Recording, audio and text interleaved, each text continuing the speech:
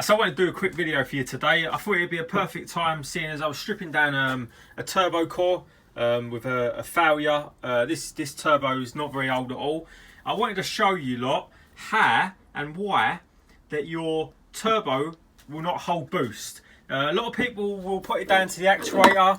Even they've changed the actuator brand new, won't solve the problem. Then they'll change the boost control solenoid, they'll change the recirc valve, they'll change everything but the most important part. So I'm just going to run you through a couple of things that are wrong with the manifolds, and I'm not talking about the usual thing that stops your turbo holding boost high up in the revs, especially when it's hot.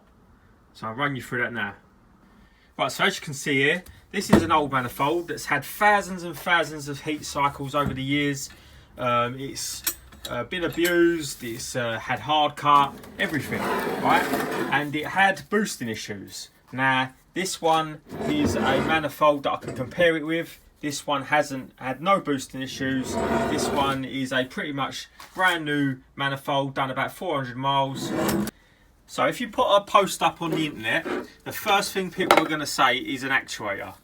So this is a nearly brand new actuator, and what this does here, it's got an arm that's controlled by a vacuum that's controlled to the boost control solenoid, which then controls the wastegate itself.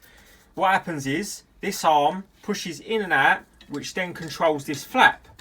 This flap then bypasses exhaust gas from the turbine wheel out of the downpipe, and that then slows down the exhaust gas inside the manifold, and then it controls the boost because there's not as much gas flow going to your turbine wheel. So inside here is a spring that is controlled by a vacuum and a diaphragm. Now what happens inside the actuator itself is when the spring gets weak, this arm starts to push out under boost pressure. That then opens this wastegate and does the same thing, bypasses exhaust gas. Now a major problem with these K04 turbos is obviously after thousands of heat cycles, they start to get cracks. Now, a lot of people blame the lack of control of boost to the crack around the penny wastegate. Now, if it's a really bad crack, like this one's a bad crack. If it is a bad crack, then it is down to that itself. But most of the time, ignore this crack here, this long crack. There will just be a couple of hairline cracks around the outside of the wastegate. Now that itself will not create a boost problem. The problem with these manifolds resides inside here. So this is the bit that's most often overlooked, and it is the most important part. Inside this turbine housing, you can see there's a nasty crack, and it will go all the way upside here. And what happens is it just bypasses all the exhaust gas straight out the turbine, straight out the downpipe. So this will be your problem. If you've got if you went through all the problems with the K04, that you're not holding boost, you can't get the car to hold, I don't know, 20 psi up at 5,000 revs, and you've gone through actuator, you've gone through the recirc, you've changed your boost control solenoid, there is obviously other reasons that you could have with the core itself, and that would normally be you'd either have damage to the compressor wheel. So you had part of the blades, this is obviously a good compressor wheel, so you'd have part of the blades missing. You can have the blades itself, when it comes on boost, they could be coming out when you've got a bad journal bearing and touching this compressor housing, obviously slowing down the speed of the turbo. You could also have damage to your turbine wheel, which would also cause the exhaust gas not to be able to circulate around the turbine wheel itself. So say you've had a dropped a valve and you haven't changed your turbo core, and all these blades are damaged, it won't hold up the high revs because there's obviously exhaust gases bypassing the turbine wheel. So now I've showed you that, I'm going to show you what a good exhaust manifold looks like. Now this manifold's done hardly any miles at all. If you look around here, you see there is absolutely no cracks, there is no damage at all. That's what you want to see from a manifold, but the most important part is in here. If you can see in there, compared to the manifold I just showed you, there is no cracks at all, which means that you have no problem with exhaust gas flow. So compare that in there to that in there, and you can clearly see what I mean about the cracks. Right, so let's get to the main reason that this turbo's apart.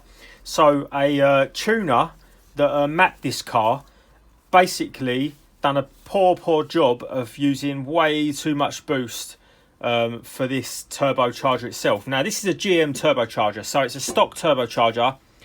It is not designed to run huge boost applications. This had a 26 psi overboost holding 24 psi. On a little K04 like this, absolutely ridiculous. Totally overspeeded and killed the turbo within 400 miles. Totally down to the mapper, nothing to do with hardware. So if you look at this, it was obviously smoking. That was the first sign of failure. But when I took the turbo apart, now you can see there, the side to side movement, and you can hear the noise. So now that is down to a warm thrust bearing. Now normally that's down to excessive loads on either side of the turbo, so it's either exhaust side or the compressor side, and it's just basically down to way too much boost for this little turbo. So these turbos in here, they don't have an uprated thrust collar, they don't have uprated bearings. They're a stock GM turbo that was really designed only to run around 14 to 16 psi on a standard VXR 240 horsepower. So if you're going to buy a turbo like this, expect it to die very soon if you're going to run silly boost pressures. This is why you need to buy a hybrid turbo that has uprated internals as well as the billet wheel that makes it a lot lighter. It's not just a flashy thing. Inside here is where it matters. So this is an uprated K06 turbo, obviously brand new. I'm not going to take the compressor housing off, you've seen these all before, it's just got a billet wheel in there. But inside here is what matters. To look at the lack of play compared to that one I just showed you. Absolutely, there's no movement at all. Compare it to this, you can hear it.